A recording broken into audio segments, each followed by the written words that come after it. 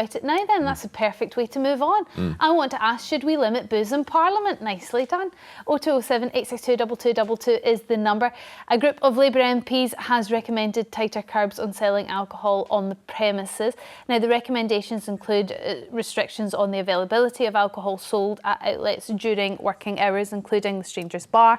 It's a well-known bar, currently opens between midday and 11 p.m. most weekdays. But it's not the only bar available. There's also the MPs can drink at the Pugin room and smoking room. The suggestion will be put to the Commons Moderation Committee for consideration. Well, most ordinary people aren't allowed to booze while working, so should MPs not be held to the same standard as the rest of us? Wilfred, what do you think about this? Do you often have a tipple when you're at your farmer's market? It is obvious that MPs should not be drinking whilst they're at work. You go to any corporate company, the idea that you're drinking alcohol at lunchtime or any time, you'd looked at with real disdain. So what it demonstrates is that they're really behind the times. And as far as I'm concerned is this, is that where you have power, ambition, and alcohol, that's a recipe for disaster. And we've seen a lot of things go wrong because of this toxic mix. And they should be setting a standard, MPs, that the idea that you drink alcohol in your place of work, I don't even know why it's been debated. It wouldn't happen in corporate life.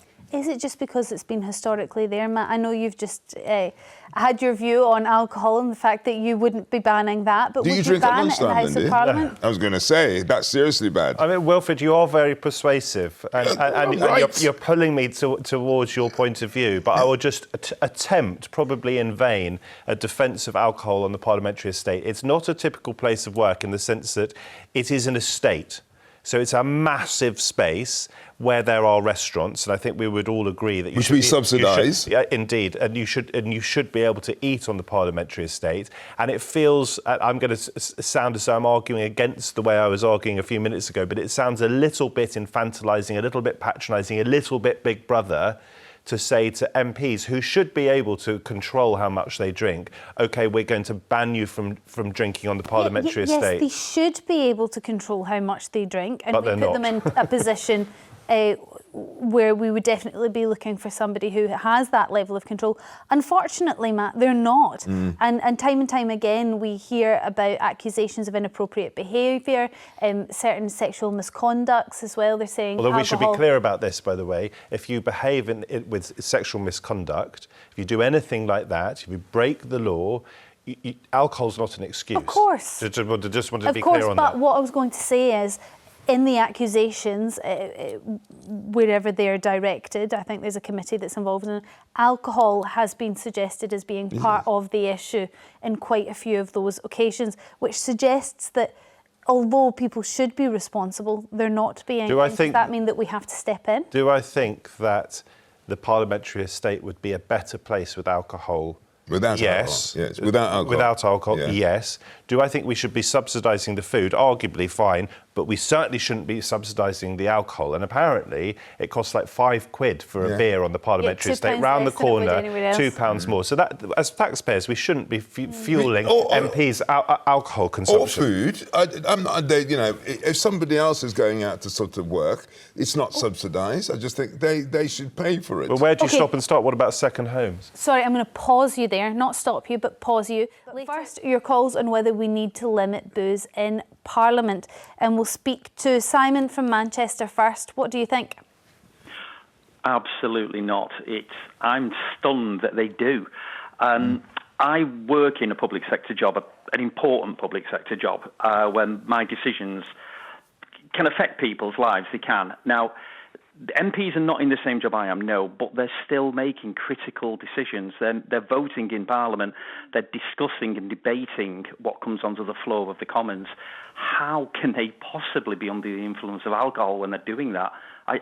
It's beyond parody. I don't understand why they think it's okay. Well, I wonder whether part of being an MP, a lot of being an MP is about politics, and politics is about people, and part of that is socialising and interacting with people. And you know, in British culture, alcohol plays a huge role in that sort of socialisation and instigating relationships and creating good dynamics between people. And I wonder whether that's where it comes from and that's why it's still needed. It does, Storm. I agree with you. I have no... People, when they interact in their private life, they get to know people without... I mean, I don't drink, but I'm not against it for that reason. Mm-hmm. They're at work. They are at work. They're being paid to work, not to drink. Now, how much does that alcohol affect their decision on the floor? None of us will ever know. They might have one small drink. They might have four. We don't know. I don't know of any employer that would accept their employees drinking whilst they're at work. It's incredible. It is an interesting one. And Matt, I'm going to go to you and put that question to you. I mean, even just the fact that it opens, the Strangers Bar opens at 11 a.m, you can drink from 11 a.m. until you're finished work at 6 or 7 or whenever MPs finish work. Why would you possibly need a drink while you are doing your job, while the taxpayer is paying for you to do your job? Well, like Wilfred, I think Simon was very persuasive. But what are we going to do then? Ban anyone from drinking at lunch in the country? Simon says he doesn't know anyone who drinks at work. Fine, but you can easily go out for lunch. And there are plenty of professions where people are wined and dined and they drink at lunch. I personally wouldn't touch alcohol during the working day, and I can see what Simon's saying. I'm just desperately trying to hold my corner here because I'm feeling that the ground is a bit wobbly underneath me. The thing is this, and part of the transition they have to make in Parliament is that before it used to be like a club. We're all going to the club, and that's where the social aspect comes into it, not the place of work. We're now in a situation that if you want to go to a club, that is not at your place of work. And that's where the transition is. So it's sending out the wrong signal. Just wondering, Simon, very quickly, would you be OK if the bar opened at, let's say, 6 o'clock in the evening until 11 o'clock at night? Honestly, knowing the way Parliament works, no, because they vote at night. These people are they're affecting all our lives.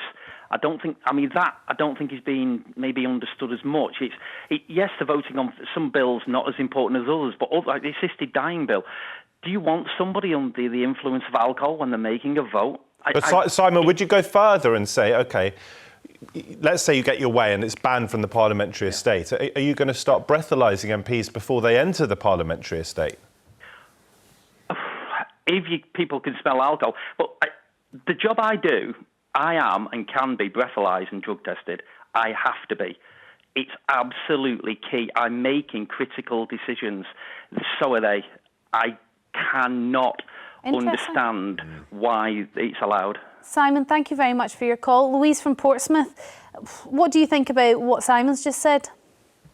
Well, I totally agree with him.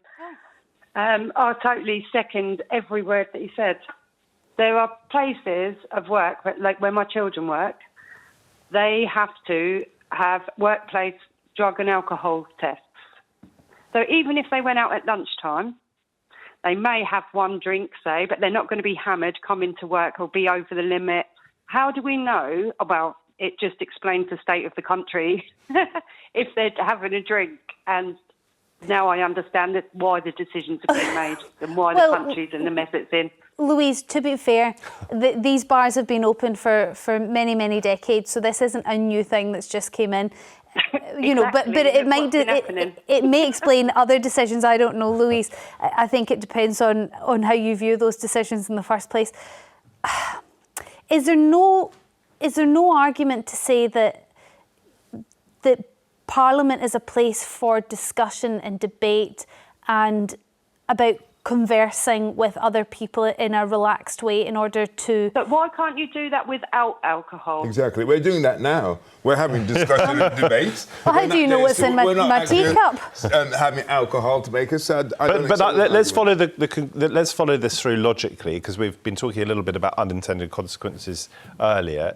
If we're going to implement this, then it doesn't matter whether someone's drinking off the estate or on the estate. Does if it they not? are inebriated when they are making, as these guys have rightly said, Louise and Simon, critical decisions affecting all of our lives. It doesn't matter where they've been consuming the alcohol. And therefore, to be logical in this, you would have to stop breathalyzing MPs. And not just MPs, by the way, but members of the House of Lords. And I just wonder whether our viewers think that's going a little bit too far. But I don't think... I wonder whether that does make a difference, whether you have booze sold in your place of work versus the pub across the road. I feel like one sends out a different signal. I just push back on that a little bit, because as I started off by saying, this is not as though this is in the MPs' offices. This is a massive parliamentary estate where there are restaurants and others. It'd be the same thing in a hospital, for example. Could you imagine in a hospital and you've got a pub which is part of the estate? It wouldn't be acceptable. Louise, thank you very much for your call. Caroline from Manchester, how do you feel about alcohol being consumed on the parliamentary estate? Hi, Storm. Hi, panel.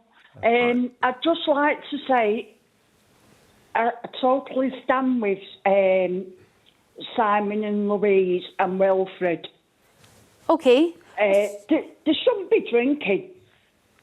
They're making decisions about our lives every day.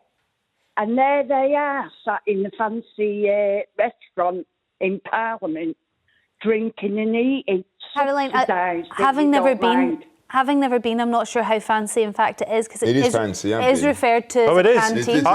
It is. My uncle is a member of the House of Lords. Oh. And I went to go and eat with him. I don't think we So consumed any alcohol. It's pretty fancy. And I go back to, again, what I said earlier. It's one thing that we might be subsidising our members of Parliament because they have to work irregular hours. They work incredibly hard on our behalf. But the idea that we're subsidising their booze seems to me definitely a step too far. What's interesting, it's fancy. You go to number 10 Downing Street and it isn't. It's like... Well, now who's showing off? I am showing off because I was totally surprised. Look at you dropping names and dropping establishments all over the place.